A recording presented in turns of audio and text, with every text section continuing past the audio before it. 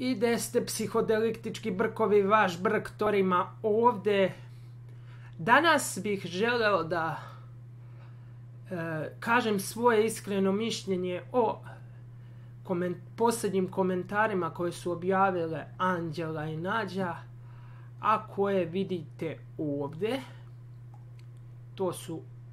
To je ovaj komentar koji ću vam sad označiti, kao i ovaj komentar koji ću vam također označiti. U ova dva komentara Anđela i Nađa se žale na svoje pretplatnike jer po njihovim navodima njih dve ne dobijaju dovoljnu pažnju od svojih pretplatnika. Šta ja mislim da je posredi? Posredi cijele ove priče je činjenica da Anđela i Nađa svesno ili nesvesno ponižavaju svoje pretplatnike jer YouTube-om se bave iz čiste zarade. Možda ih na to neko i prisiljava da se ovako ponašaju, ali ja ne znam i neću da tvrdim da je to posredi. A šta kaže Social Blade o njihovom kanalu?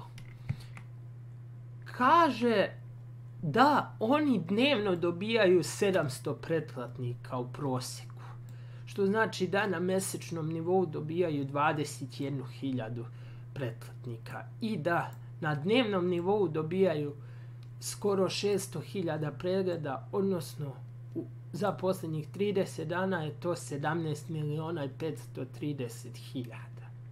I one ovom cifrom nisu zadovoljne.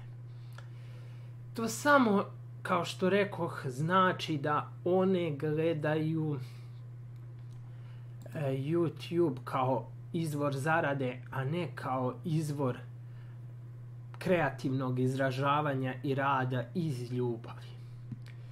Također ja se samo pitam dokle će publika da toleriše ovakvo njihovo ponašanje. Na direktan način su ova dva komentara, kroz njih su rekle da vas ne vole jer niste dovoljno aktivni. Također posjedujem informaciju da su njih dve u posljednje vrijeme izgubile nekoliko desetina hiljada subscribera, ako sam dobro razumeo 30.000.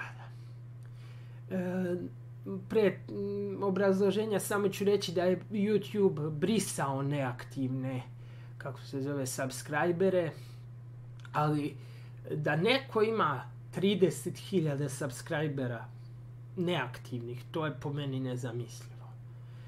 Od te cifre ja mislim da je trećina neaktivnih, a 2/3 su otišle sa kanala iz razloga što više ne vide tu pozitivnu stranu njihovog rada. Toliko od mene, drugari, po ovoj temi, a vi u komentaru napišite da li sam ja u pravu ili nisam, kao i vaše mišljenje o ovoj temi. Pozdrav!